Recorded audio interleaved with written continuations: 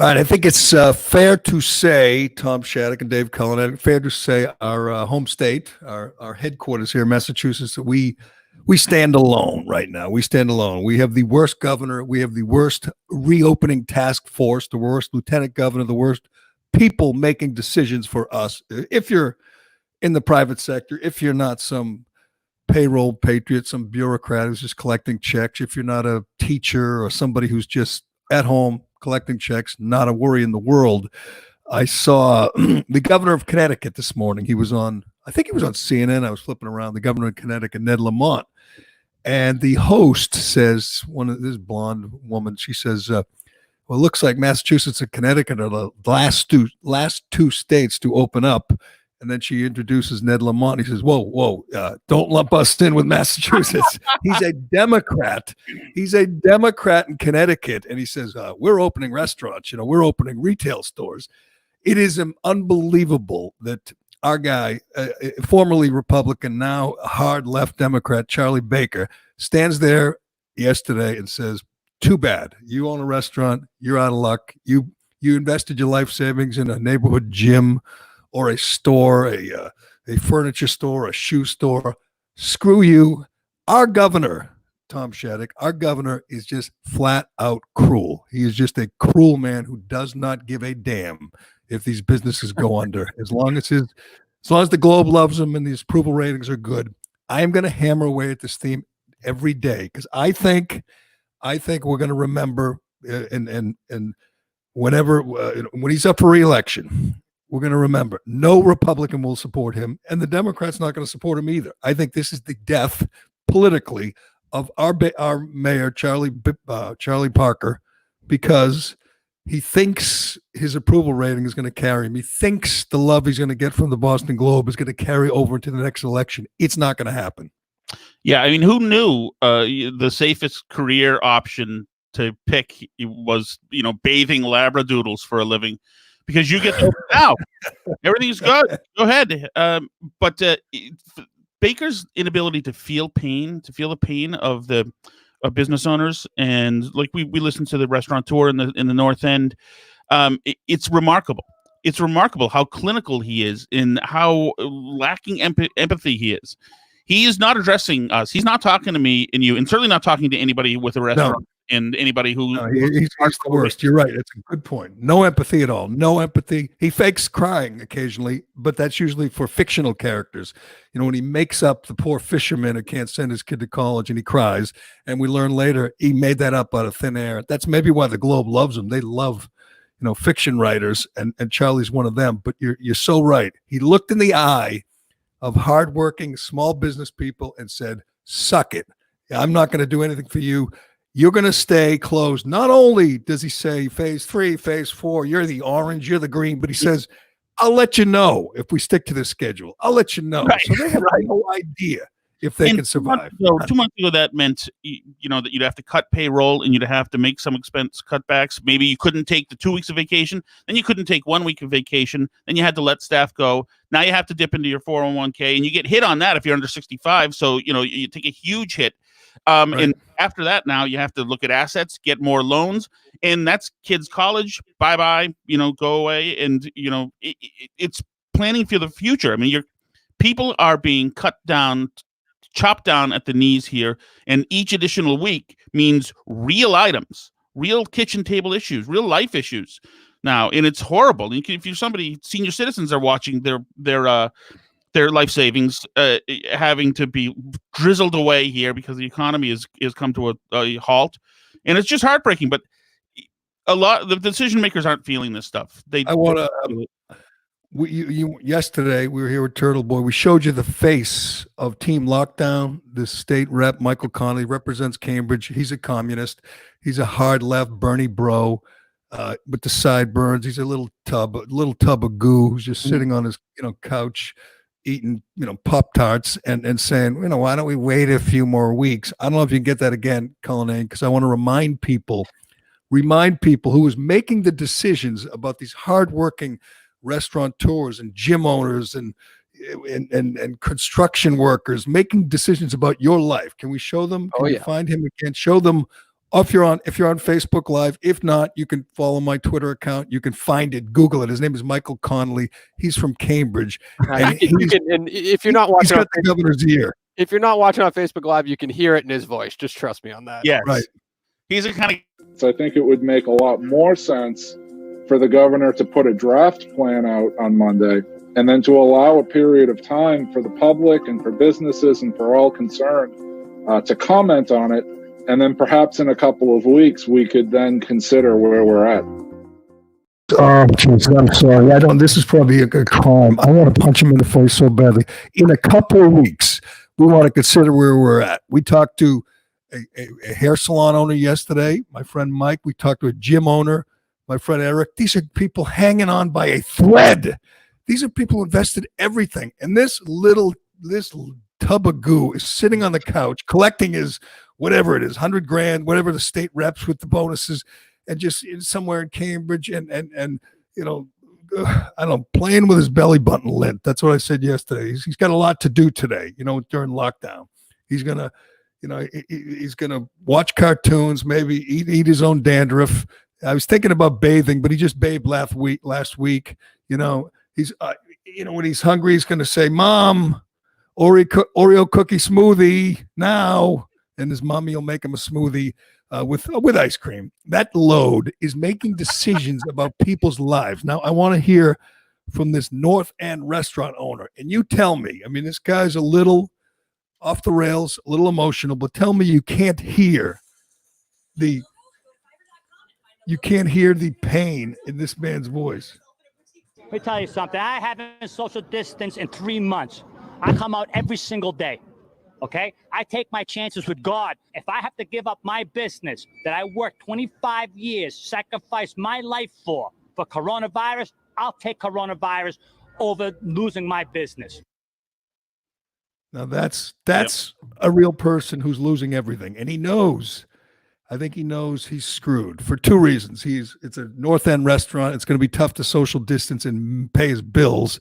And he knows his governor doesn't give a shit about him. He knows this task force with 13 angry Democrats and 3 unaffiliateds don't care at all about him. They care about big business. They're taking good care of Walmart, Lowe's, and Home Depot, and the big businesses out there. They don't care about that guy, and that guy knows that guy's not going to survive. He's not going to survive. 25 years in the North End, busting his ass. You know how that works. These guys. They don't get a day off. They don't get, get to go home at, 4:00, go to whatever Michael Connolly, whatever that tub does, every day. They don't get to do that. They work. That's what they do. They just work. It's going to be all over. It's going to be all over. And you know why, Tom? The people say, oh, the virus put him out of work. The virus didn't put him out of work. The governor did. The governor did. The government did. The virus, it's the reaction to the virus. It's not the virus that ruined this man. That's the truth.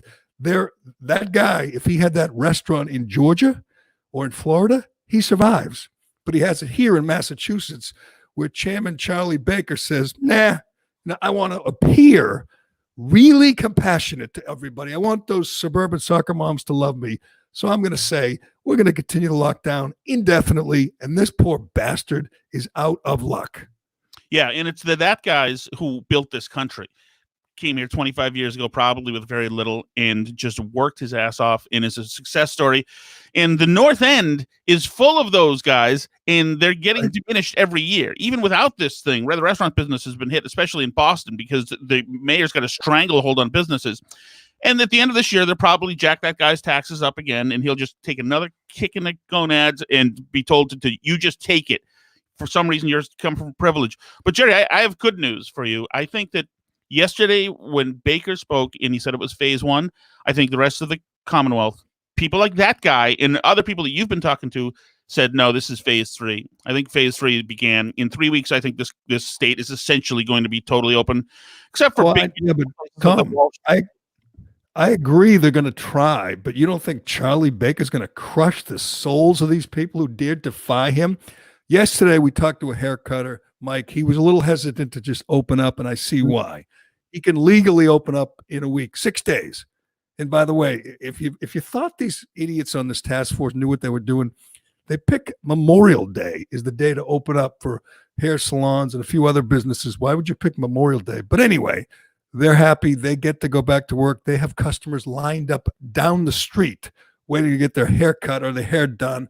They'll be okay. You know, my guy yesterday has 15 employees. They're all hanging on. He hadn't lost them yet. And now they got a light. They got a light at the end of the tunnel. They get to go to work on Monday.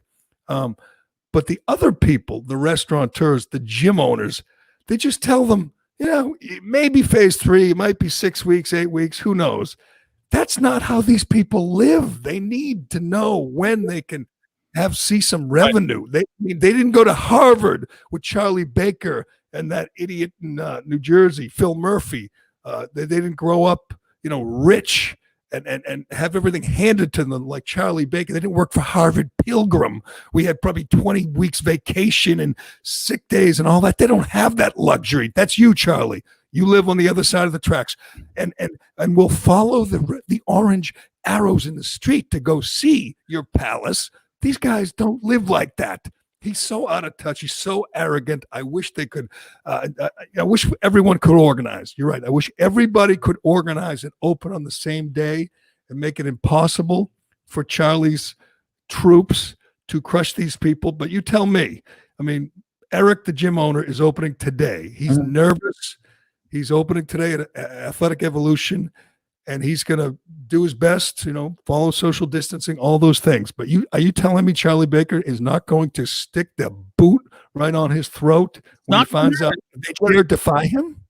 Yes, they're going to defy him. We saw the gym owner on Tucker last night, the gym owner in New Jersey, who opened, and the cops went over to them and said, hey, we're serving you notice that what you're doing is illegal.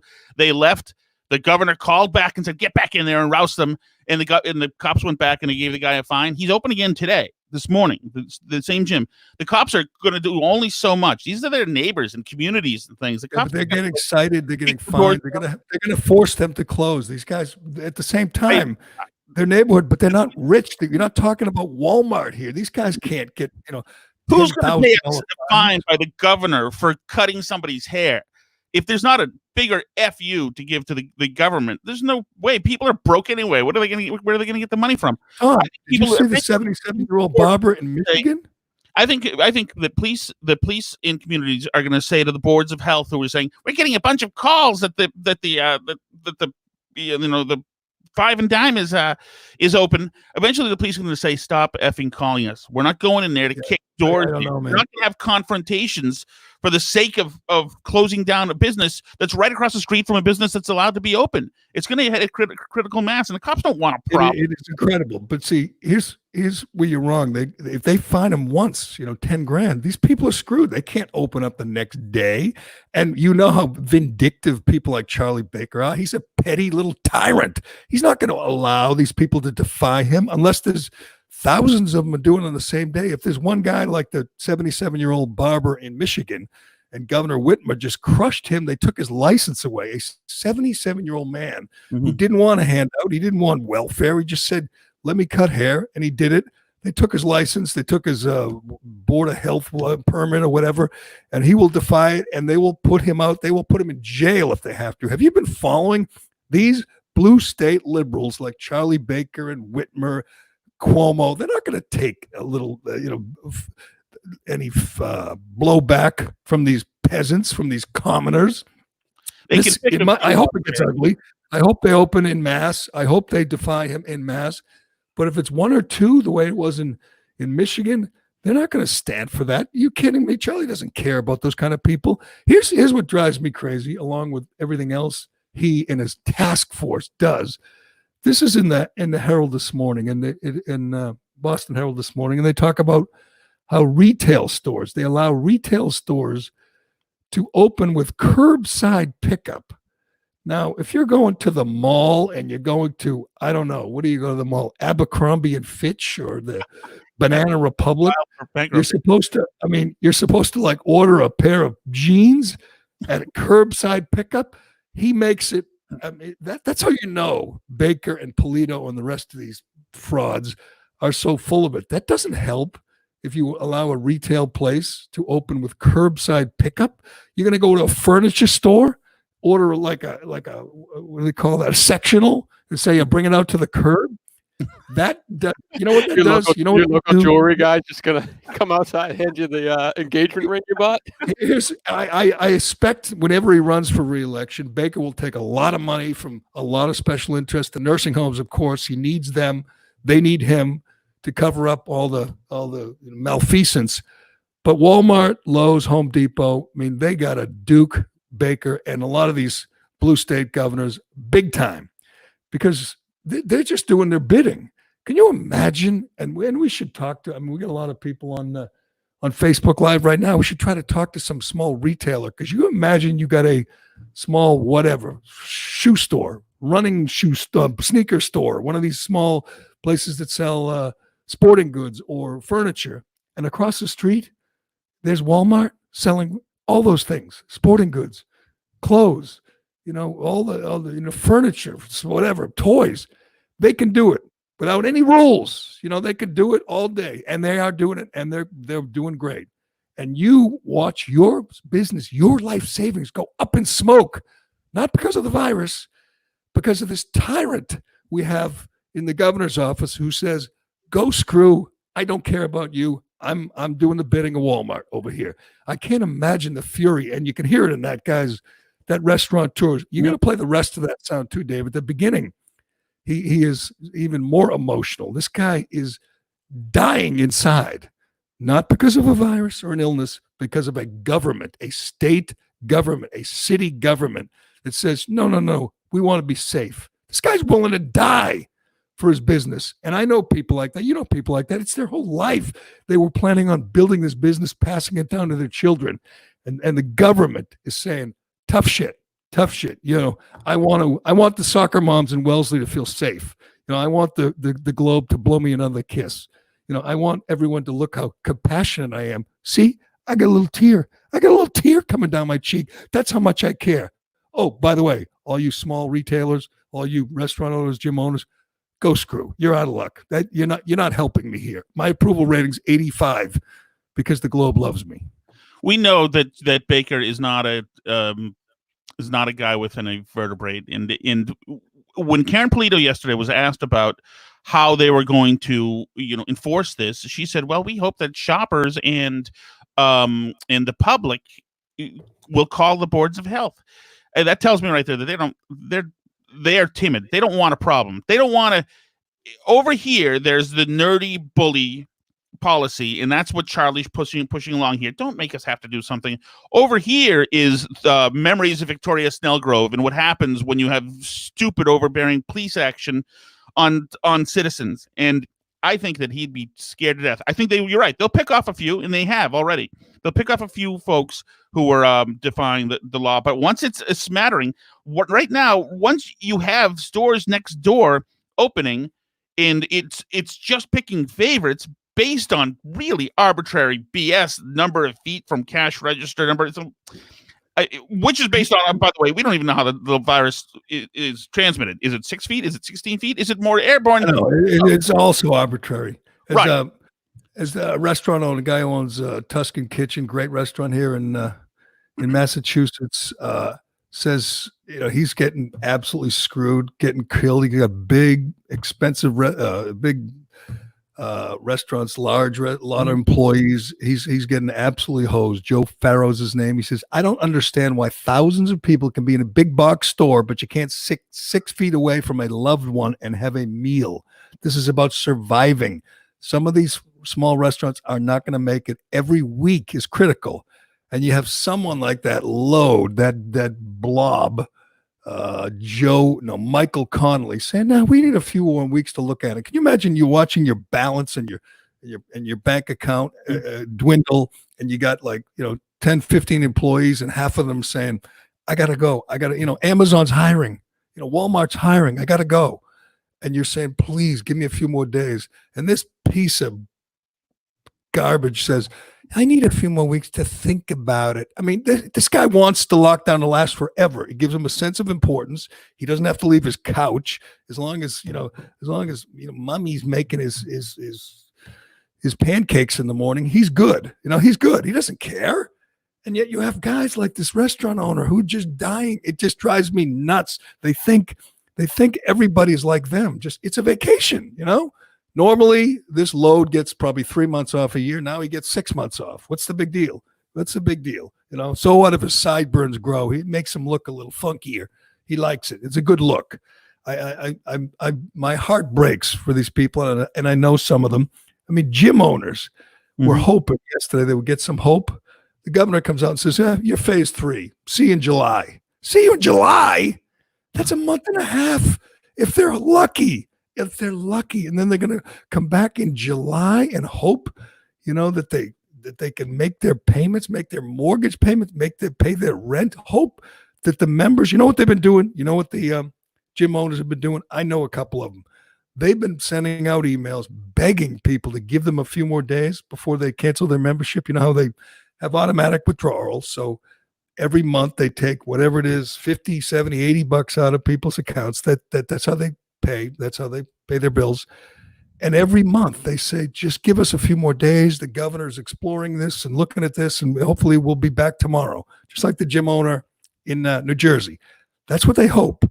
So when the governor comes out on May 18th and says, yeah, too bad for you people. Too bad for you people. They get immediately people canceled. Just say, sorry, I like you guys. I'm trying to hang in, but I can't do it for 2 more months. I have bills to pay too. And they cancel their membership. And these people get absolutely devastated. Not, again, that Baker gives a shit, not that Polito cares, not that the doughboy from Cambridge cares. They don't. They don't care. These people are dying. And this fraud up in Swampscott with his little armed guards painting friggin' orange arrows in the street couldn't care less if every damn bad sign. That is a bad sign that he's pointing the arrows. That means that he's a true believer, you know, in the just the particulars of this vapor. Here's how it works, Tom. He sits there and says, what can I do today? He has a pup tent in his pants. He's fully aroused. It says, how can I break balls today? What can I do to make life more difficult to these people today? And these people like restaurateurs and gym owners, they're the most vulnerable. To me, they were the ones, and haircutters. Haircutters are going to be okay. But they were the ones just holding their breath and saying, let me get back before. I mean, they're supposed to come back like in July. You think they're going to sign a lot of people up for gym memberships in July? These people are bailing. They're going out, you know, they're going to just say, we're done. We're done with that place. We'll see. We'll take another look at it in the fall. He absolutely cut the legs off for thousands of small business people, as Jim Lyons, who's the head of the GOP in Mass, who, in my opinion, should just kick him out. Just say, you know, you have betrayed small business. He asks a great question. He says many people are close to financial ruin. Again, not that blob in Cambridge. He's fine. The check clears every month. He doesn't have to worry about a thing. Lyons says, so it's all right to go to Walmart, but small businesses have to stay closed to the public. It makes no sense. Does anybody even ask Baker? I watched his press conference. I mean, he puts you to sleep. He's like anesthetized up there. He's just going, we have to be careful and all this crap about we don't want another spike. That makes no sense. Eventually, unless you close forever and wait for a vaccine, you're going to have a spike.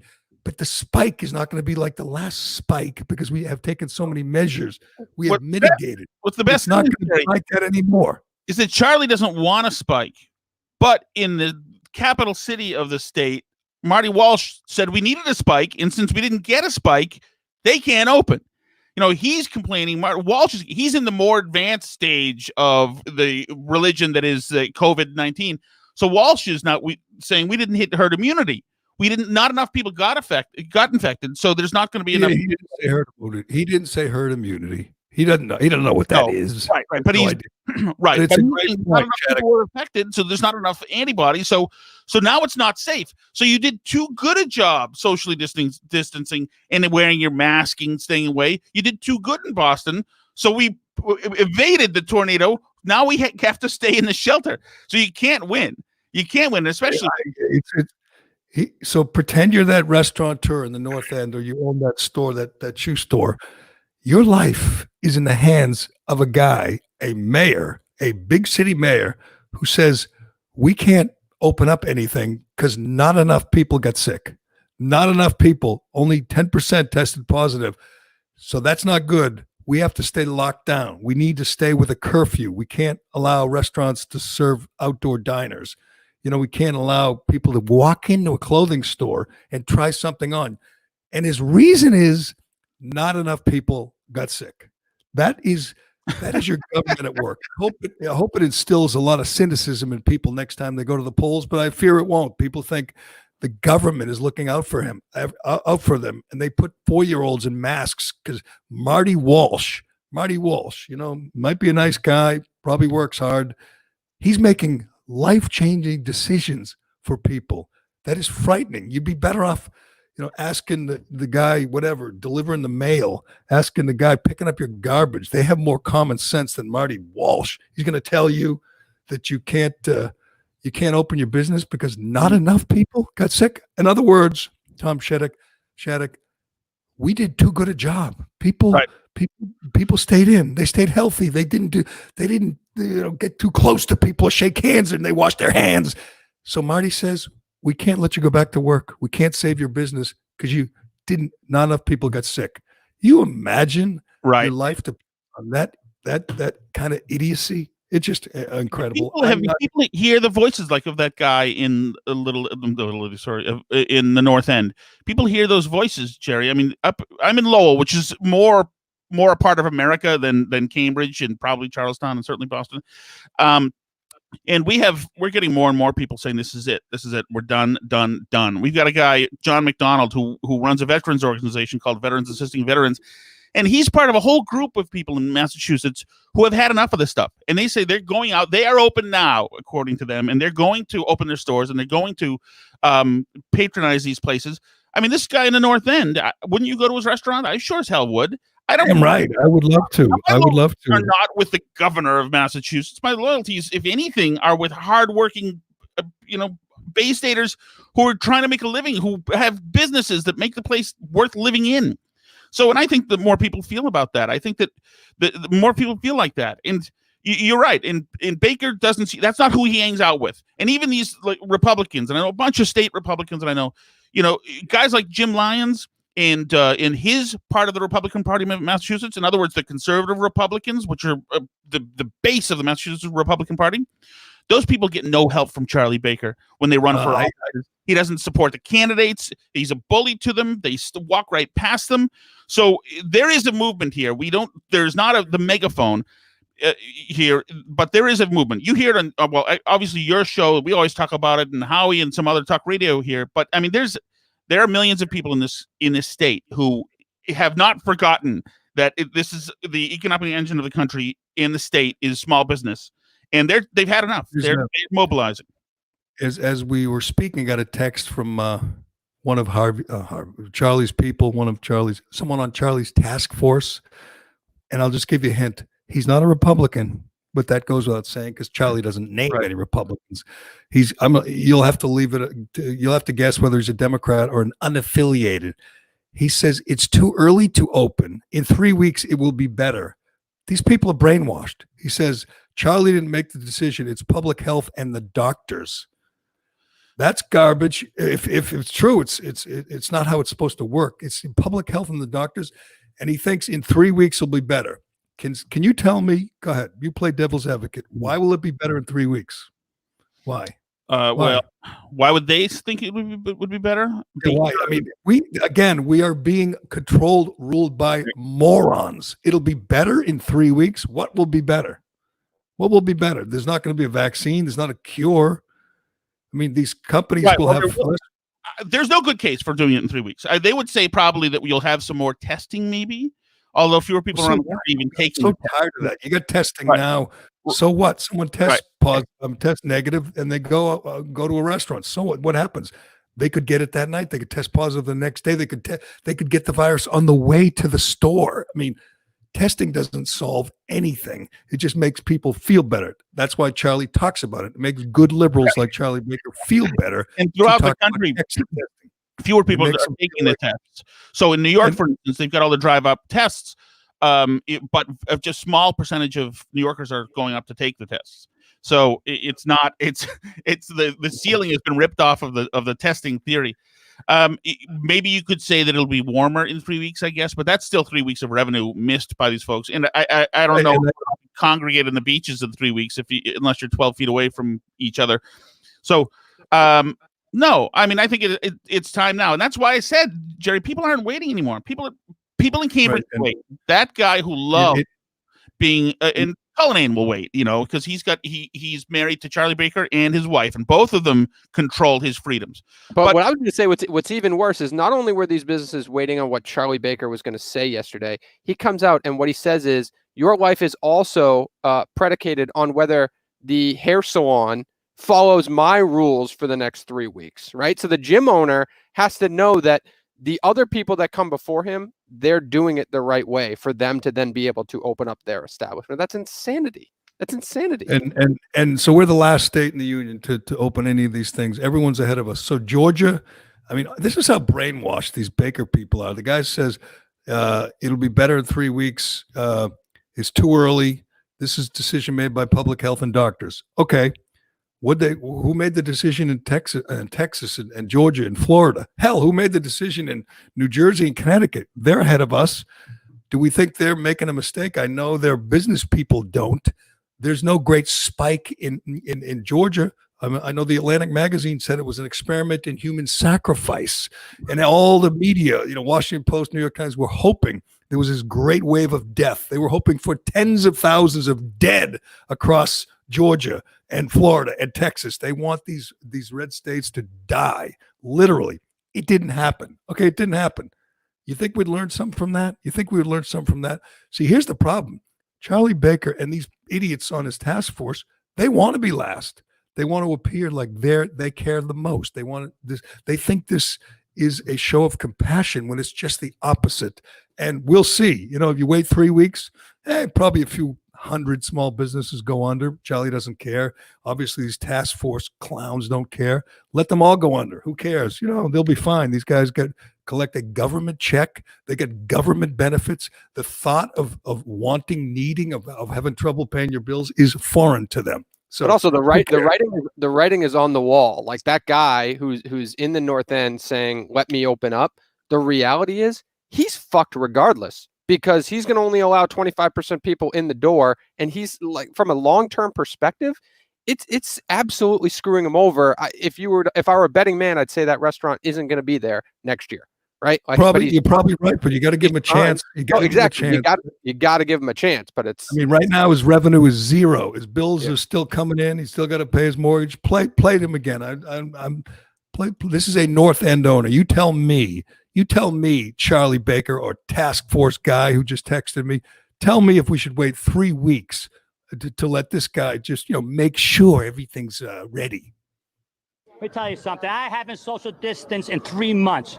I come out every single day, okay? I take my chances with God. If I have to give up my business that I worked 25 years, sacrificed my life for coronavirus, I'll take coronavirus over losing my business. Yeah, that guy's awesome. I mean, it's exactly the kind of guy. Real. Yeah. He's real. And these people... And we know Baker, he's mismanaged the nursing homes and the hospitals. We know there's no overwhelming any hospitals. That time is gone. We know there's no flattening the curve. All that's done. They just keep changing the goalpost. Now it's going to be, we got to be sure. We got to be safe. Tell that to that poor bastard, or tell it to the guy, the hundreds of people, guys who are hoping to avert, bankruptcy in the next 3 weeks while these arrogant bastards sit on their asses and say, you never know. You want to be sure. It is frightening. It is a great look. Exactly. It is a great look at people who are in charge here. So thoughtful and disciplined and sober thinking. That is so thoughtful. It's incredible the way he's so contemplative. And the same thing, Cuomo's gotten the same thing. And yesterday Cuomo came out and said, by the way, we have a new top priority in New York, and that's going to be our seniors. Nursing homes are now our priority in New York. How thoughtful he was. For now saying that. 2 months ago might have been a good time to say that too. And washing the trains 2 months ago could have been a good time to do that as well. But to say the idea that he can say that with a straight face, nursing homes are now our priority in New York, that governor. We got to hear from this because this, I mean, honest to God, Charlie Baker has been terrible on this whole pandemic, but he is a piker compared to Andrew Cuomo. Andrew Cuomo, in my opinion, should be arrested. He should be arrested. He has blood on his hands of thousands of seniors. He could have sent these coronavirus positive patients onto the ship, the Comfort. He could have sent them to the Javits Center. He could have sent them anywhere. Hell, send them, send them out in Central Park. Instead, he sent them in nursing homes, which is, throwing a match into dry, brush. He just set the thing on fire. He killed thousands of people. And if you're following closely, you could see this roiling anger. This woman, Janice Dean, she's a weather woman on Fox, big smiley face, blonde. She is so angry. Every day she tweets about her in-laws who were sent to their death by Andrew Cuomo. This arrogant bastard sits there every day and does these press conferences and just loves the sound of his own voice, sits there, his daughter's up on the dais with him, and he talks about his family and his dog and his mother and his life and his brother, that liar, Chris Cuomo, goes on CNN, giggles with him. At the same time he's giggling with Chris Cuomo about how he's such a hunk, he's sending, people's mothers, fathers, grandmothers, grandparents to their death. And the numbers are staggering. The numbers, when you look at it, there's nothing close to New York. New York deaths, 28,480. Now, New York is smaller than Florida and has fewer old people. Deaths in Florida as of today, 1,997. There are 14 times more deaths in New York than Florida. And people say, oh, dense population. No. It's not dense population. Is this idiot sending old people and sending positive patients into nursing homes? And by the way, leaving the subways open and dirty, filthy, and encouraging people to go on them. Every move he made has been a disaster. And the media still loves him. They still talk about him as presidential material. I would say bring it on. You know what the Republicans could do? March out one family after another who lost a loved one because of this guy's incompetence. And what did he say? Let's hear from him yesterday. You want to see the voice, hear the voice, see the face of the mismanagement, of the callous mismanagement of these Democrats like Baker and Cuomo. Listen to this guy. Who is accountable for those 139 deaths? Well, how do we get justice for those families who had 139 deaths? What is justice? Who can we prosecute for those deaths? Nobody. Mother Nature, God, where did this virus come from? People are going to die by this virus. That is the truth. Best hospital system on the globe, I believe we have. Best doctors, best nurses who have responded like heroes. Every medication, ventilators, the health system wants for nothing. We worked it out so we always had available beds. Nobody was deprived of a bed or medical coverage in any way. And still people died. Older people, vulnerable people are going to die from this virus. Okay. Incredible. Let's do it. We got to do it. I'm sorry if it seems tedious. We got to do it. Can you imagine? Okay, let's close your eyes right now. Close your eyes, Shea Concrete. Imagine that is the voice of Donald J. Trump saying, people are going to die. Whatever. People are going to die. Can you imagine hearing Donald Trump say something as arrogant and callous as Andrew Cuomo? Can you imagine if Donald Trump's signature was on a thing that says, send this coronavirus patient into a nursing home? Can you imagine the scandal that would ensue? And yet you don't hear word one. You still hear how brilliant Andrew Cuomo is. I'm telling you, Andrew Cuomo, you name any. Who's the worst mass murderer in U.S. history? Timothy McVeigh? He's up there. This guy tops it. This guy tops it. He's worse than Timothy. I'm just going to say he's worse than Timothy McVeigh. His And thoughtful hopefully, eulogy, Jerry, is all that matters, and he was so contemplative and thoughtful about it. And when he goes back and forth with Chris on TV, it's great. It's sibling rivalry, that makes him so human. So yeah, I love the part when there was like 5,000 dead one day, and Chris said, "Do you think you're really handsome? Do you think you're a catch for all the single women out there? Just be honest. Tell me, do you think you're a hunk?" That was cute, wasn't it? Wasn't it? That's what I always ask our friend Michael Graham. Do you think when people are dying all around us, Michael Graham, do you think you're a hunk? Do you think the women love you?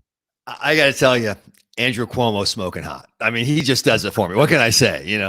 That smoldering sexuality that just does something for me. We're not on the air, right? I mean, when do we start? Trump. When does this actually start? Trump. Any Republican saying, "Hey, people are going to die. They're old. They're going to die. So what if I sent them, I infected them and killed them? They were going to die anyway, right?"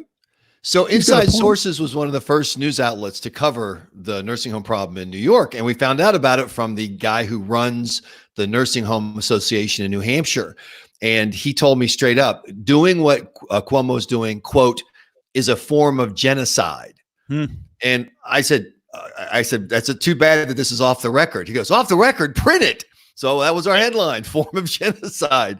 And not a lot of disputing. Yeah, it's hard to. I mean, you can't come up with more, malfeasance. You can't come up with something a government official, elected official who could do that could be more destructive. I mean, it's mind-boggling. You got to admit, though, there's something perfect about former Massachusetts health official Rachel Levine down in Pennsylvania, moving her, I think, 93-year-old or whatever's mom out of nursing home. Nursing homes are fine. Our policy's great. I didn't even want to move. I don't know why. She decided, really. I had nothing to do with it. It's just hilarious. Have you ever known someone in a nursing home? They get pretty comfortable. Not that it's great. It's not. It's awful. But they set up all their little family photos on the desk, and they put their trinkets up there, and the little doilies, and they get their bed, and everything's there. Their stuff is everywhere, and they're comfortable. Right. So this 95-year-old just decided one day to pack it all up and move to the Best Western. Hey, Captain, why is your mom getting in the lifeboat in the back of the Titanic? Oh, the boat's fine. She wanted to go out and do some rowing. It's really nothing to see. All is well. All is well. And Cuomo and Levine should be sharing a cell, but I'm not sure. Would that be allowed? I'm not sure. What prison would she be in? I can neither confirm nor deny my smoking hot Andrew Cuomo in the cell with the transgender gentle lady. Have you noticed the board of the health directors are the most unhealthy looking people between Rachel Levine, that ghoul in LA? Yeah. But that's not true in New Hampshire now. I was watching Dr. Benjamin Chan yesterday, and he absolutely is, but he's ready for, you could throw him into a kung fu movie right now. He's fit, he's trim, he's ready to go. He also said the same thing that Marty Walsh said. And the great quote was, despite the lockdown, our levels of exposure are so low that we have concerns about a massive impact in the fall and a future second wave, despite the lockdown, people haven't been exposed. Because I'm thinking it's because of the lockdown, people haven't been exposed. And so we're going to have a piece up in Inside Sources today about the suppression versus mitigation question. This is the only question reporters should be asking in Massachusetts and really anywhere else. What's the strategy? What are you trying to do? And just real quickly, so suppression is, let's say like a boat arrived and it had some people with COVID on it. And we knew about, like, holy crap, so you put them all, you lock them down, you burn the virus out. It doesn't go anywhere. Now it sucks for everybody who's been exposed because they are in total lockdown, but it keeps your goal is zero. That's suppression, zero deaths, zero. And that's why you do extreme things like lock people down. Mitigation is, oh crap, we got this thing. How many times have you heard in the past 2 months, it will be with us for a long time. We're going to have it for a long time. That's mitigation. You figure out, well, how do we live with it? So how do you live with it? Old people, we'll segregate them because they're particularly vulnerable, immunocompromised. We're going to wear masks. We're going to wear gloves. We're going to be careful. We're going not have large events. So you don't have a single breakout thing like 50,000 people at a football game suddenly getting infected. But we're not going to try to get rid of it because it's no longer possible. We right now have the worst combination across the country, which is the suppression lockdown strategy that kills jobs but can't kill the virus because it's spread too far, plus the mitigation strategy of we're going to keep the virus out here and moving around so that when we do finally end the lockdown, 95% of you people are going to have no protections, no antibodies, and it's going to burn right through you. It is the worst of both worlds because do you think people are realizing, like we are, that we are being ruled by absolute morons, just clowns and fools? I mean, again, we have a mayor who says that we have to stay in lockdown because not enough people got sick. Exactly. Not enough. So we have to stay in we have to keep the curfew and put a mask on your dog. You know, just telling you just things that make no sense. And people, for the most part, are following like sheep. Okay. It is kind of discouraging. So I'm going to do something I rarely do, which is not take the opportunity to kick someone in the spheres.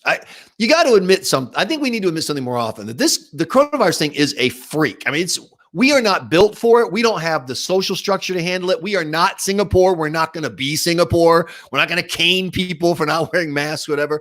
And so it was going to suck no matter what. And I think we need to acknowledge that there is no Einstein who would have done this right. Ronald Reagan would not have had a solution where we don't have suck. We're going to have suck one way or the other. Where I think you are absolutely dead on, Gerry, is that our leaders from Baker, Sununu, Mayor Walsh, whatever, haven't been honest and said, look, there is no thing where it goes away and where life is good. There isn't. And because they keep leading people on to believe that somehow we just lock down a little more tighter, lock down a little more, that we're going to fix it, business owners are getting killed because nobody's on their side because they think in the back of their head, well, this all works out somehow, right? No, it doesn't. Doesn't matter how many businesses you kill. The virus is going to be waiting. You can lock down. I was talking to an epidemiologist yesterday from Stanford University. He said, you can keep the lockdown in place for 6 months, and at 6 months plus a day, the virus will be there just as strong, waiting to infect just as many people. Here's a text I got this morning from someone, a few minutes ago, from someone on the task force. And I said, this is crazy. He's killing businesses and restaurants. He says, no, not at all. In 3 weeks, it'll be better. It's too early to open now. This is a decision not made by the governor, but made by public health officials and doctors. No, that's First not of true. all, that's not their call. Secondly, what will be better? I mean, this is someone in charge of people's lives and livelihoods saying, wait 3 weeks. You tell me, you're as well read on this as anyone I know. What's different in 3 weeks? Well, I'll tell you what's different actually is the weather. And this is where I think it's going to be a wild They don't say we're waiting ride. for the weather. Yeah, but here's a wild ride. Imagine this. So 4th of July comes, it's hot. People are outside. Outside's a great place to be if you don't want to get infected. And so infections go way down and people go, yay, everything's great. Yeah. And then this fall, when the unemployment benefits finally dry up and people say, okay, I'm ready to go back to work. Oh, sorry, 25% of our businesses are shut down. Your job's gone. You're going, what? This sucks. I can't find a job. I'm mad. And then in October, infection rates and death rates are just as high as they were in March or April, because remember, we've already been told by Mayor Marty, none of you people have been exposed to it. Right. So we have this huge thing. So just in time for the November elections, you have a bunch of angry unemployed people who no longer have their free money, and the infection rate is as high as it ever was. And people figure out, holy crap, you killed my job and accomplished nothing in the long term. Nothing. Exactly. Because we made a deal. Government made a deal with that if we hunkered down and we took the pain temporarily, that we could come out of this thing. And though beaten up, we would be able to resuscitate ourselves somewhat.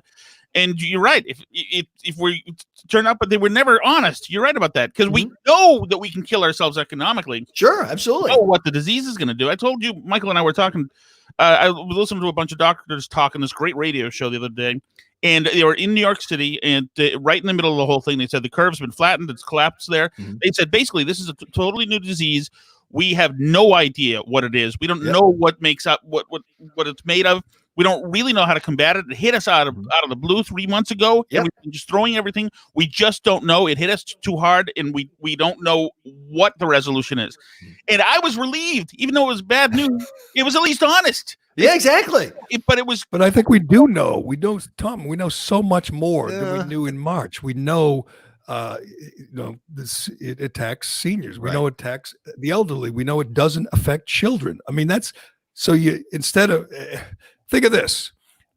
We left in March. We left nursing homes open. Right. We left nursing homes open so people could visit, bring the virus in, kill old people, and we closed the schools. If we did just the opposite, if we closed the nursing homes and opened the schools, it would be a whole different story. I think we know a lot more. Unfortunately, the call is still being made by idiots who are operating on emotion. I mean, maybe this thing ends when Cuomo runs out of elderly people to kill. You think that would be the solution?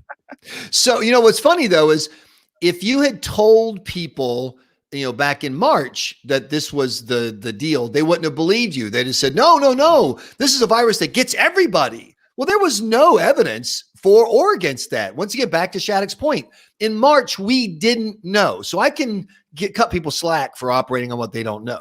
What you can't cut them slack for is today. If you had gone back in time and said on, what's today? May 18th, May 19th, in the state of New Hampshire, 1.3 million people, the total death number for people under 60 with no comorbidities will be 0. People would have said, there's no way. This virus is going to slaughter us. Nope, it's still 0. As of today, nobody who's not sick under the age of 60 has died from the COVID virus in the entire state of New Hampshire. In Massachusetts, the number is like 0.2% of the deaths. And by the way, I would be willing to bet that when we finally have the numbers, virtually all of that 0.2% are going to have had a comorbidity that just wasn't reported or something. Exactly. So almost nobody under 60 who's healthy is dying from this. Nobody knew that back in March, but we know it now. Right. So the question is what you do. And so, and I'm telling you this, I want to run this by Gerry. If you're a sane business owner and you have like 100 employees and the mayor just told you, look, I can't let you go back to business because nobody's been exposed to this thing. The lockdown that's killing you took away my options. So I got to keep everyone locked up. Your employees can come out to work. Wouldn't you say to all your employees, hey, look, everybody who's under 40, who's in good shape, go out and get infected. Go out and tongue kiss strangers. Go out and roll on the ground because we got to get the infection rate up. And I know that if you get infected, there's almost no chance you're going to get sick. If you do get sick, you probably just have the flu. You're not going to die. We know that. So I need you to go get infected so we can get up to like 15, 20% so we can get freaking back to work. Why wouldn't every person in Boston under 40 be out right now making out with a stranger? Because until you do, Marty's not going to let you out. It is amazing. There is no risk. You've said this before. Statistically, the chances of you dying if you're under 60 and healthy is 0. Technically, statistically 0. It's like 0.0004 or something. And it's bad. Massachusetts, again, it's ridiculous. But look at Vermont, Maine, New Hampshire. They don't have a problem. They don't have anybody in the hospital. The other day, and we talked about this in Maine, there were 33 people in the entire state hospitalized with coronavirus. I'll get you the death total in 1 second. It's ridiculously low. And yet Maine is like closing beaches, demanding you quarantine. They're doing all the same things that, New Hampshire and here it is. Maine has 71 deaths, a state of 1.2 million people and a really big state in terms of land, 71 deaths total. And as you know, none of them were under 60 and healthy, none. And yet they're, restaurants are closed and people are going under and they're not allowing anyone to do anything because that's what they're doing in Massachusetts and New York and New Jersey. I mean, the idea that they should do what New York is doing is insane. Yeah, but how do they not do that? Health officials, bureaucrats, government leadership people, they're hearing what you're saying right now, and they think that is toxic and poisonous and dangerous. Yeah. They think that this needs to be an all-end push. The central planning thing. It's the same thing with the AIDS epidemic when people, 17-year-old straight men like me were getting tests every 2 months. I wasn't even having sex, but that was the thing. Everybody everywhere is equally right. So there's this push to make sure that we're all uniform here, regardless of the danger. And nobody's wanting to splice it out. I remember at the beginning of this thing when people were saying, it seems to me that all the caskets are being filled with old people. People would say, no. They were in Italy. Many young people were dying as well. Many young people are dying here as well. Don't you dare think, fall in line immediately. Some people are going to die. But Shattuck, here's the question. What's the point? What's their point? Where do you get off the train? If the train is locked down, where do you get off it? I think you get off it when you see the livelihoods cratering. But it's already happening now. We're seeing that right now. I think that government probably is incapable of having. It's like the NORAD computer in war games. It just keeps playing tic-tac-toe. It can never get out of its cycle. But I do think that people, you, me, Gerry, many people I'm hearing from who are writing into the Lowell Sun, are going to say, screw this. I'm going to the North End. I'm going to that guy's business, the guy who built his business and has built his family and made this country better. And they're saying, screw it, I'm going to do it. And there's not enough cops out there to stop us. No, there's not. And, if you think of it as the lockdown train, the problem that Marty Walsh and Charlie Baker have is the train's moving very slowly. Anytime you want to step off it and go to the beach, go to a store, open up, give a haircut, whatever you can. By the way, notice my completely legal due. I was day one in the shop, and so I'm feeling good. I got an actual legal haircut. You have to wait? You know what was weird is I got lucky. Somebody had canceled or something. I think they freaked out. They watched one last news report. I can't get my haircut. I'm too scared. So the woman called me and said, hey, I just had a slot open. I ran right over.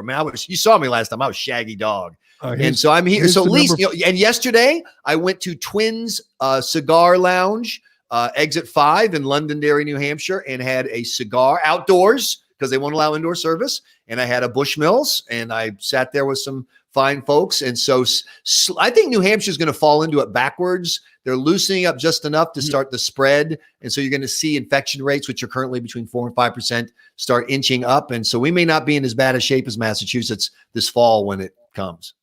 I just want to do the Vermont number again. Sure. 54 people total in Vermont, and they're shutting the state down and putting all these restaurants, hotels out of business. But here's my favorite one. Hawaii, 17 deaths total, 600 cases total, right? They have decimated their entire tourism industry because you're required to quarantine for 2 weeks. If you go to Hawaii, if you fly into Hawaii, you got 2 weeks. So who's going to go there? You can't leave your room for 2 weeks. They busted. There was a New York tourist who posted on Instagram, I believe, pictures of the beach. They went to her hotel room and arrested her. So they're destroying their number one industry for nothing, for 17 total deaths. Here's what I want. The scene is Honolulu, what is Hawaii 5-0? And they're gathered around the image and they've got satellite maps. Okay, from the angle of the vector of the azimuth, I think she must be in this hotel here, room 3. Okay, they're bringing it in. Oh, okay, we got the room down. Here we go. Kick in the door. And daily between Whitmer and de Blasio and Cuomo, we have or Hogan or Pritzker, we have these tyrants taking steps every day. Yesterday, de Blasio said, if you go in the water, he will have people remove you from the ocean. If you go into New York Beach and you jump in the water, they will remove you. He said you can walk on I believe it's the wet sand, but you can't walk on the dry sand. I mean, so these rules make a lot of sense. I'm not sure in a year, 2 years, 5 years from now, what we're going to think about, the virus and how we handled it. But I do think we're all going to agree that the people making the decisions are absolute fools.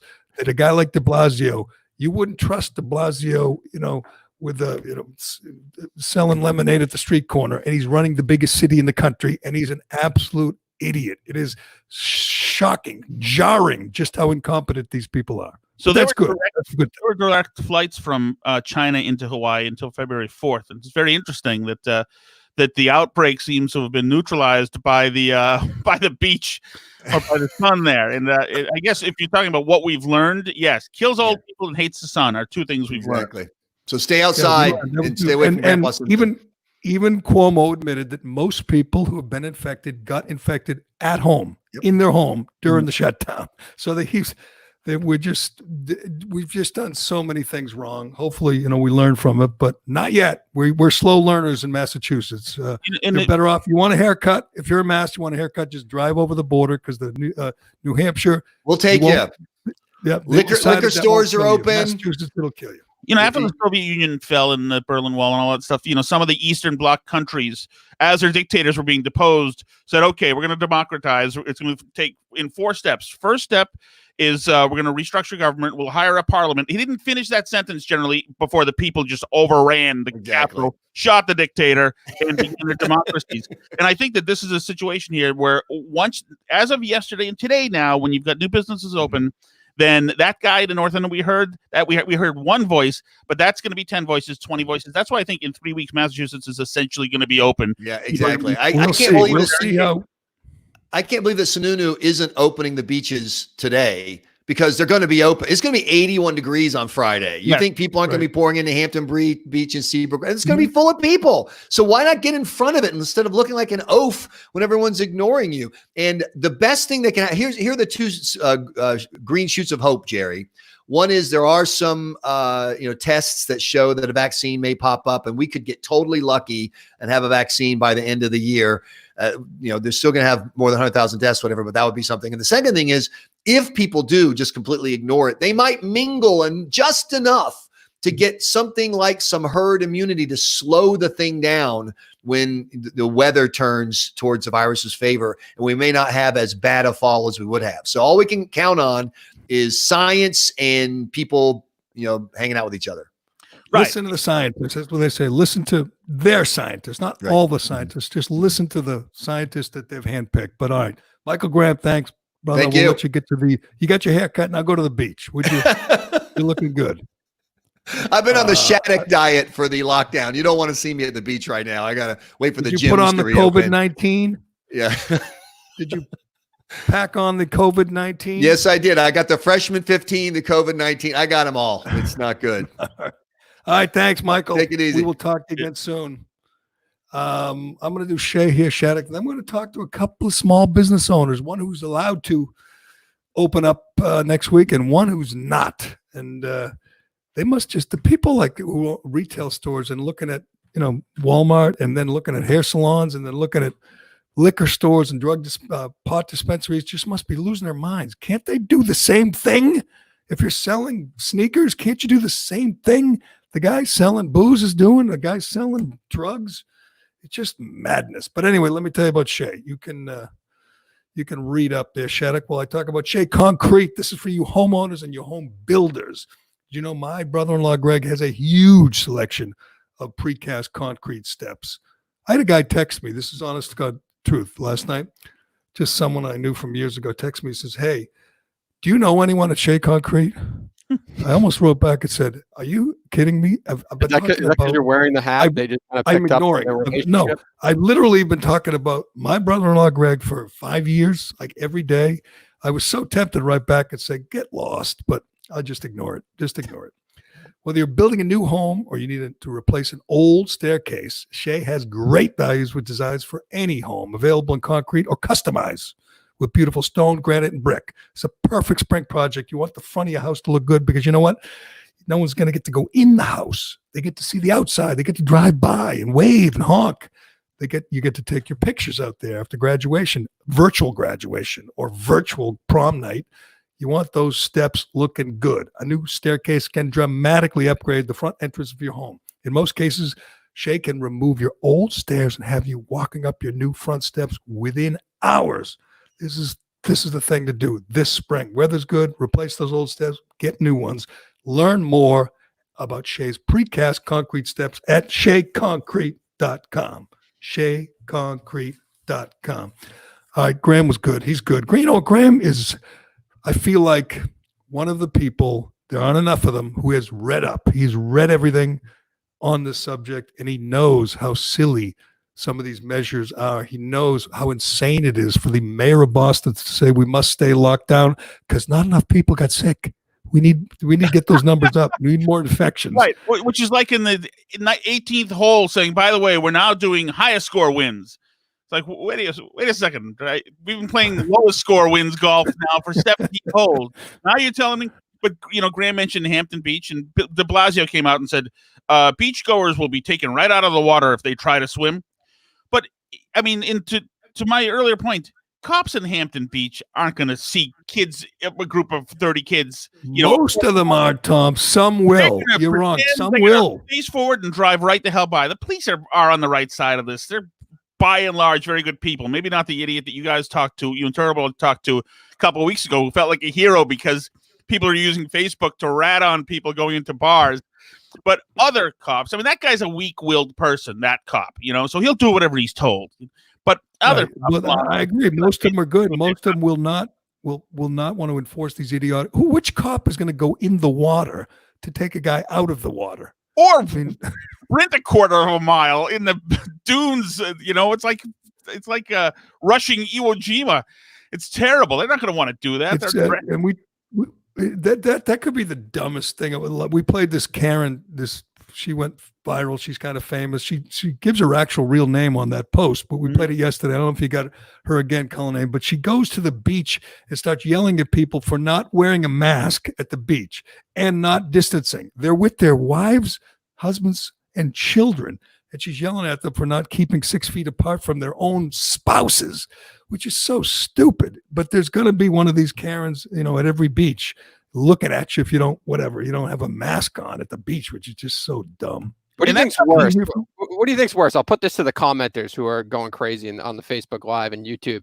What's worse, the Trump social media effect or the coronavirus social media effect? Because what I'm seeing on Facebook from the coronavirus and all the Karens is some of the most ludicrous shit I have ever seen. I think this is worse than Trump's social media, in my opinion. Oh, definitely. Because what this has done is there are always these people on Facebook who always had a problem with something, saying, I saw a group of kids smoking the other day, whatever.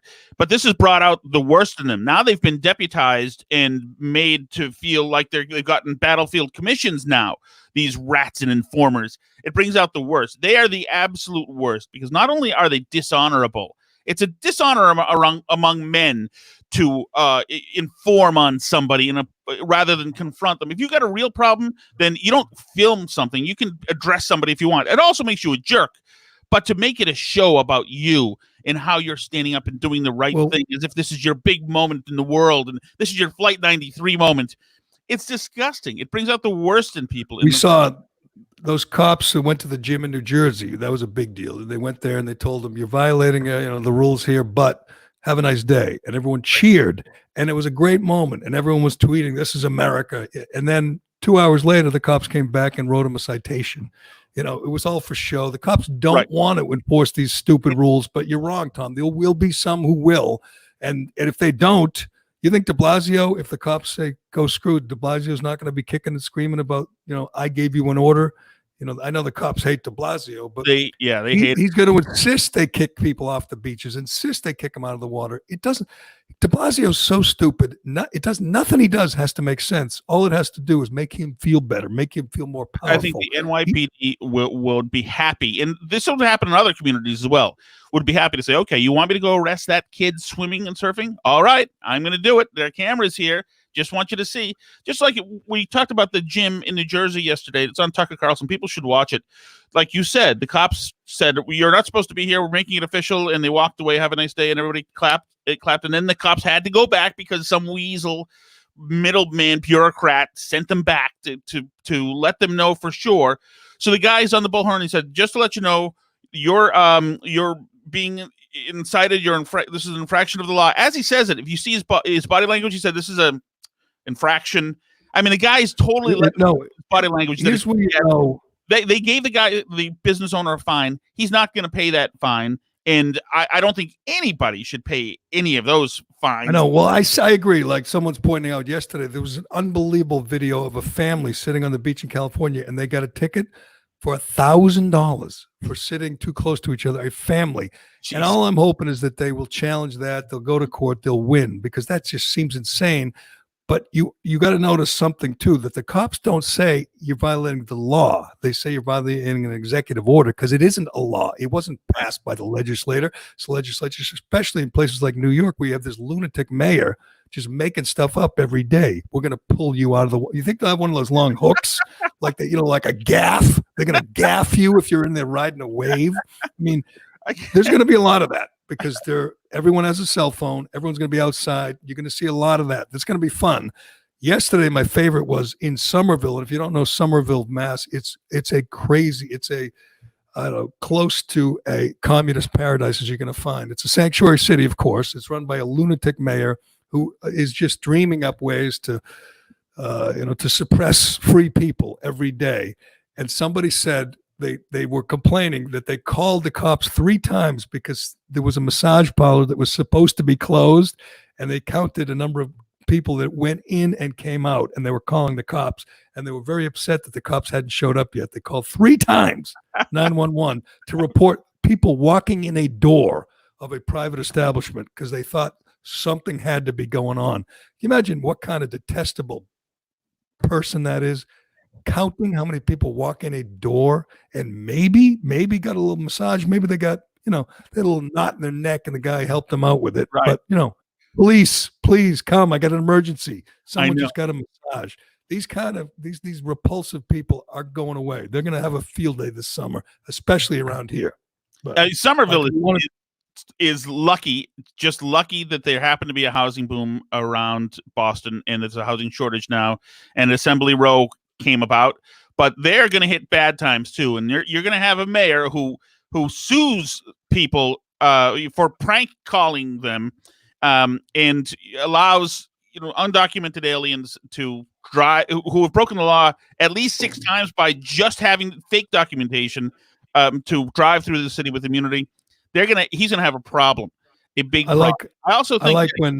I like when these mayors of these cities, these sanctuary cities, demand you follow the law. Yes. They're not going to stand for anyone flouting the law or the executive orders in these sanctuary cities. Come on in, you criminals. We'll give your licenses and free tuition, but damn it, you better wear a mask. But we put the we put the call out for business owners. You want to call this couple? So one can open and one can't. So this is Tina and Mark. I'm going to call them right now. By the way, Mark. And we haven't even mentioned morbidly obese Trump yet. I saw Turtle Boy in the comments mention that. We got to get to morbidly obese Trump, and we have to get to that supermodel Stacey Abrams too. That's true. All right, so we're calling. Hello, is this Tina and Mark? Yeah. Hey guys, you're with Gerry Callahan and Tom Shattuck. How are you guys? We're doing well, thank you. All right, guys. You got 2 business owners here that are they might be I don't know if they're having problems at home over this issue, but they're certainly having. I want to know. Tell us what businesses you own, Tina and Mark. I own a hair salon in Wareham, and I just got word yesterday, of course, that I can open under very strict guidelines. So I have no desire to go back to work, actually. And we own what does Mark own? A small retail store in Buzzards Bay. We sell CBD and botanicals and seasonal gifts. That sounds essential to me. You're not allowed to open though? No. We're not. Well, neither one of us have been allowed to open. Tina's allowed to open next week, and my store is allowed to do curbside pickup, which I've been doing since we closed anyway. You've been doing it illegally? I don't believe that's illegal. I do delivery. Tell me this, Mark. And people call in, we deliver contactless, and if they want to schedule a curbside pickup, we let them pull up and put the stuff in the trunk just like the liquor stores. Were you able to survive with these regulations? I am not going to be able to survive unless something drastic happens in the next couple of weeks. We both applied for PPP and EIDL. I've not received either. And I've talked to my landlord about getting some relief, and the best they can do is let me pay my rent down the road. But I work in, our store is in a vacation area. And if people don't come to the store, we're not going to make it. We just opened last year, and the model would have us start making money this season. Have you So been if able to we can- pay, Mark? Have you been able to pay your vendors and other folks, the suppliers? Well, I've been paying my bills. I've been able to put some off, but at this point, it's coming out of my pocket. I'm not making enough money to pay my rent or other, I did the store over, so I have a loan on that. I don't have enough money to do that. All right. I'm going to ask you how much longer you can hold on, because I got a text from someone on the governor's task force this morning, and he said, nope, it's too early.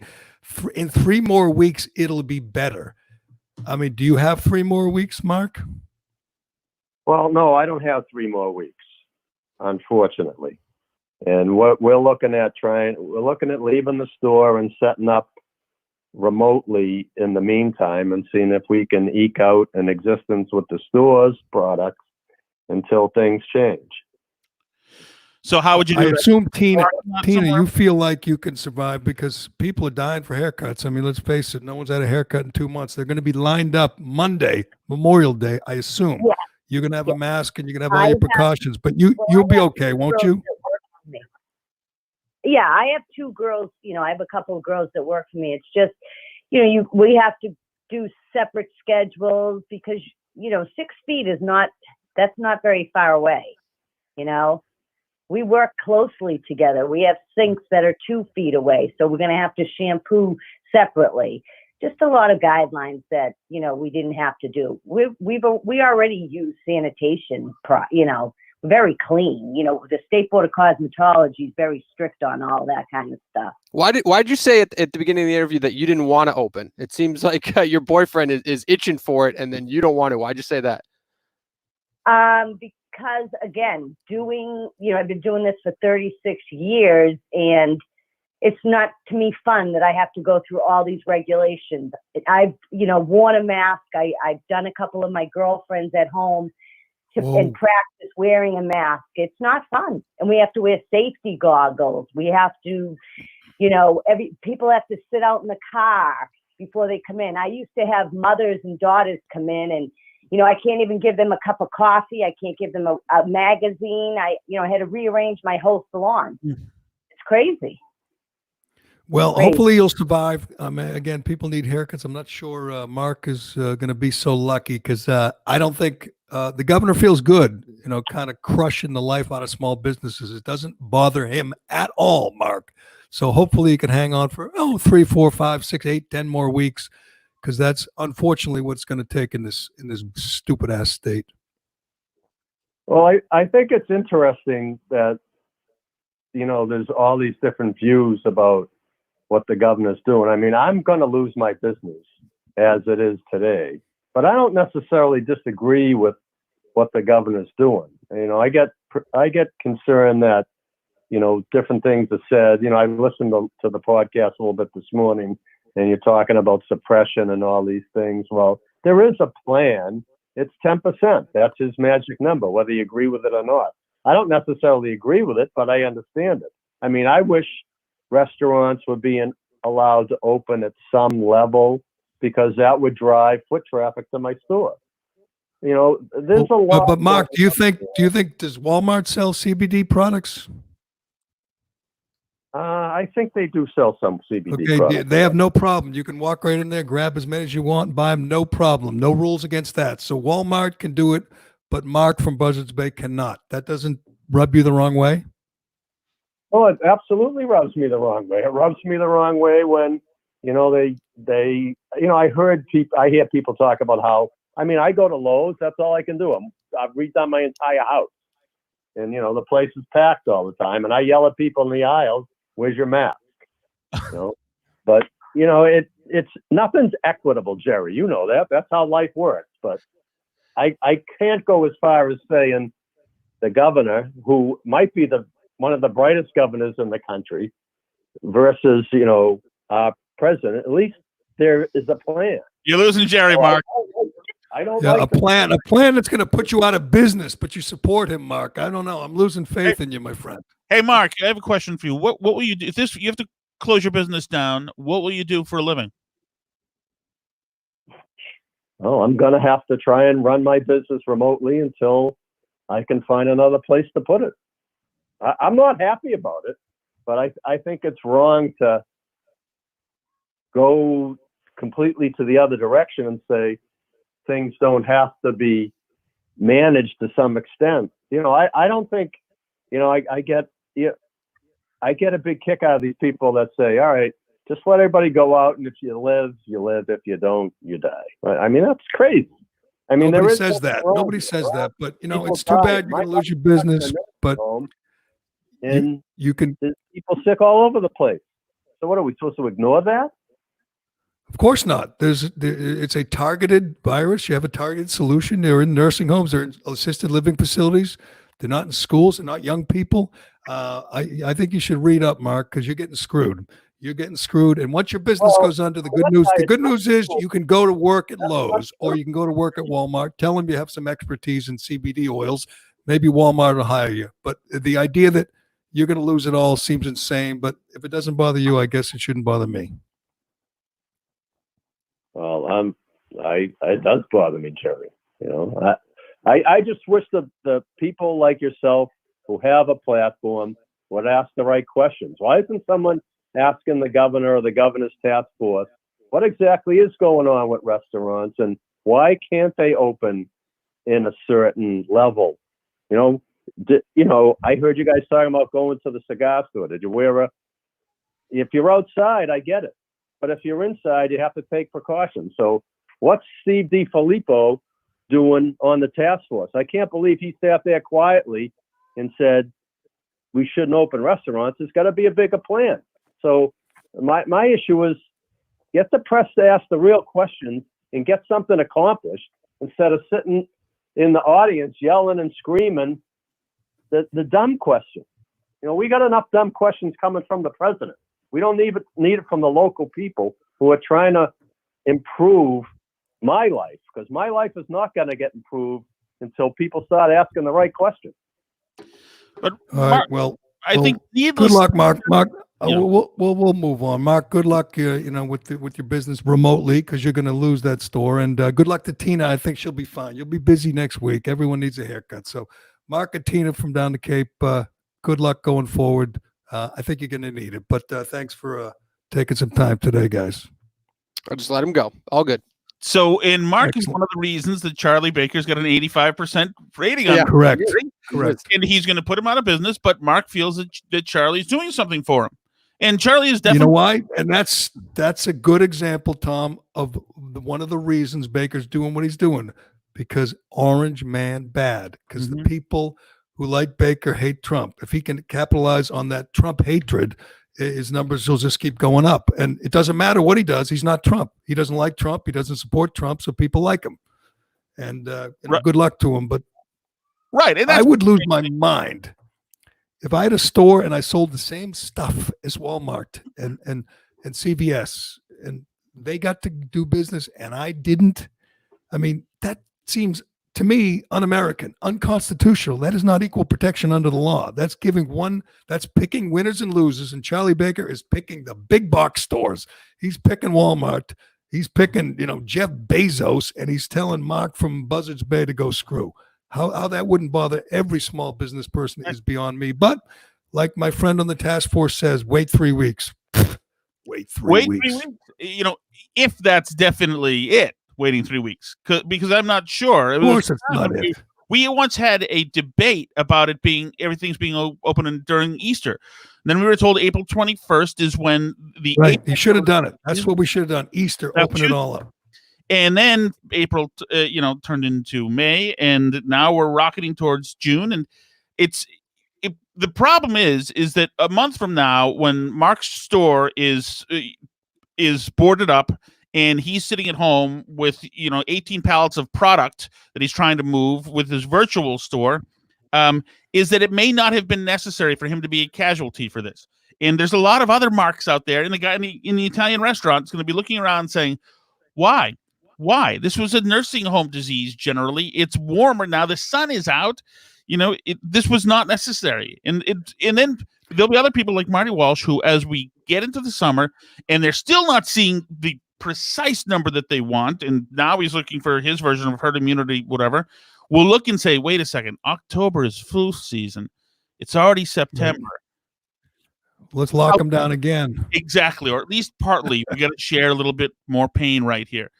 And why not? I mean, this is how they. And it's going to kill. It's going to kill the entrepreneurial spirit. No one's going to want to open a restaurant, God knows, or a CBD shop now, because especially in this state, because they know if there's a spike, they'll be put out of business by these idiots running the place. But before we go, we got to get to Stacey Abrams. I know this is a subject close, near and dear to your heart, Shattuck. I'm not talking about the fat shaming. I'm talking about journalism here. This is about journalism. And, we like to talk about media bias. I do. I read about it. I laugh about it. I'm telling you, I've been doing this forever, and you have too. This could be the most embarrassing example of media bias. And it's not dangerous. It's comical. It's not like advancing the Russian collusion or the Ukraine hoax. This is propping up, and this is a tough thing to propping up a candidate for vice president, choosing a candidate for vice president. We now know Jeff Bezos has chosen Stacey Abrams. They want to force Joe Biden's hand. They want him to pick Stacey Abrams, a person without any accomplishments and all, a person who's absolutely unqualified for the office, but they like her. They chose her. And on Sunday, the Washington Post ran a 6,000-word puff piece that if there were some like Babylon Bee or Onion person trying to write a satire of a puff piece, just trying to mock the Washington Post, they couldn't have been more over the top. I mean, they literally, as one guest on Tucker Carlson pointed out, they did 6,000 words without mentioning a single accomplishment, without mentioning a policy, a bill that she authored in the Georgia state legislature. She's a failed candidate for governor in Georgia, and now they wanted to be our next president because, let's be honest, Joe Biden might not even make it to Inauguration Day. If he does, he's certainly not making it 4 years. But the Washington Post decided this woman, Stacey Abrams, is the best choice to be the next president in their minds. Not just that she was the best person to be the next president, which is of course absurd. She's, she lost the only big race she was ever in. She lost, but for them to piece the words together like a supermodel in this article, saying she went from stage left like a supermodel, she twirled and then contemplatively. No, hold on, Tommy, hold on. I got it here. I'm going to do the dramatic reading. Okay. This is from the Washington. This is an actual paragraph from an actual story by a grown man named Kevin Powell at the Washington Post. Quote, pandemonium ensues as she walks to the far left of the stage like a runway supermodel. Stops. Keep in mind, this is a woman that looks like, Marcus Cannon. She's not exactly supermodel material. She stops on a dime, poses, tilts her head slightly and smiles. Camera flashes, explodes, and Abrams is summoning her inner actress and both enjoying the moment in getting through to the conversation. I mean, it's just childish, just embarrassing. Pandemonium was like tectonic pandemonium, possibly. And as a fat person, I'm allowed to say this. An editor can't look at you as a writer and say, it's okay to use the word supermodel when talking about this. You can't do that because it distracts to the reader because it's such a trolly, ridiculous thing to say. And of course, it's got another part, just like with the Beto O'Rourke write-up, it talks about her bookshelf and all the interesting, unique books. It shows that she's thoughtful, a little quirky too, though. So she's just like us in a way, but she's also inspiring. We're all Stacey Abrams. It's ridiculous that they managed to get this. I couldn't believe the thing was not ending. It's like after the supermodel paragraph, I gotta be. I can't stand Liz Warren or Kamala Harris or any of them. But I mean, the idea that this woman is more qualified than Klobuchar or Harris or these, I mean, is comical. They know people are looking at this choice as the next president. And they're thinking someone who couldn't get elected governor, who has no track record in a state legislature in Georgia should be our next president because she tilts her head slightly and smiles like a runway supermodel. And by the way, the photographer, the photograph that goes with it, makes her look like a superhero. It's like Superman. She has a cape. And I mean, she's Superman if Superman,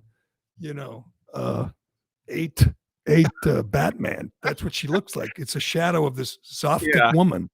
And not that there's anything wrong with that, but it seems ironic on the same day we're talking about Stacey Abrams as a supermodel that Nancy Pelosi is calling Donald Trump morbidly obese. Now, I take issue with that. We know he's 1 pound short of morbidly obese. So unless he had a good, a couple of Big Macs that night, he's not morbidly obese. He's 1 pound away from being morbidly obese. That's according to the White House doctor. But it is kind of funny that we've reached that point where it's okay. And you know what? I don't have a big problem with it because today Trump's going to talk about her face and her Botox and her facelifts, and he's going to fire back, and we'll all have a good laugh. I think he should be able to take it and dish it out, and we'll go from there. But we're going to call her a supermodel because she's a female, and we're going to call him morbidly obese because he's orange. I mean, it's ridiculous. And Trump is a fat guy. There's no doubt. He doesn't think he is, so it doesn't matter. It all just rolls off of him. He thinks he's the most handsome man who's ever been president, and he is remarkably in good shape for a guy who a fat guy. He's one of those fit fat guys. It's like, he's never out of breath or anything like that. You can never tell. He's almost 74. Yeah, and think about it. He's not morbidly obese, 1 pound short of obese. He's almost 74. He thinks Kentucky Fried Chicken is good for you. Yeah, he eats McDonald's regularly.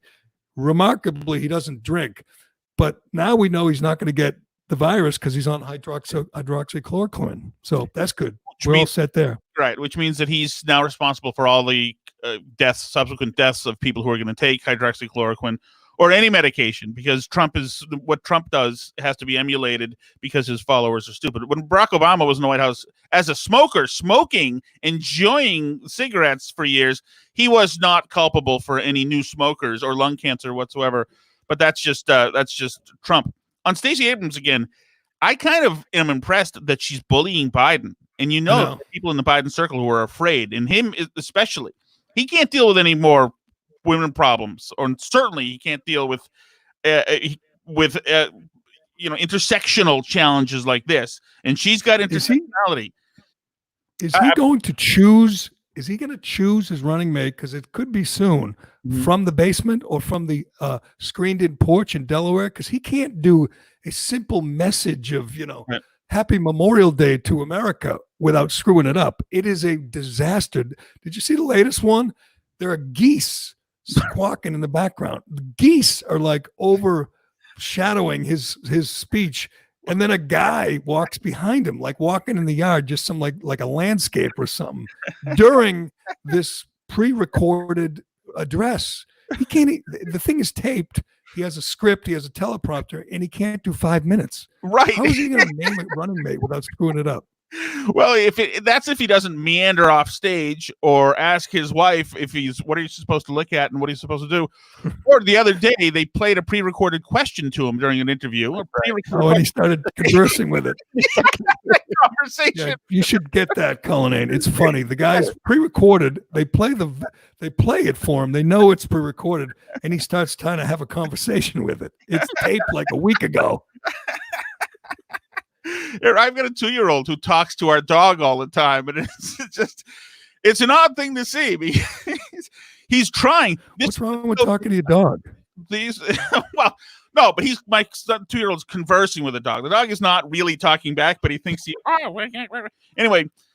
But this pandemic has saved the Biden campaign, or preserved it for this long anyway. Because if he was out on the road, then he would be toast. It would just be.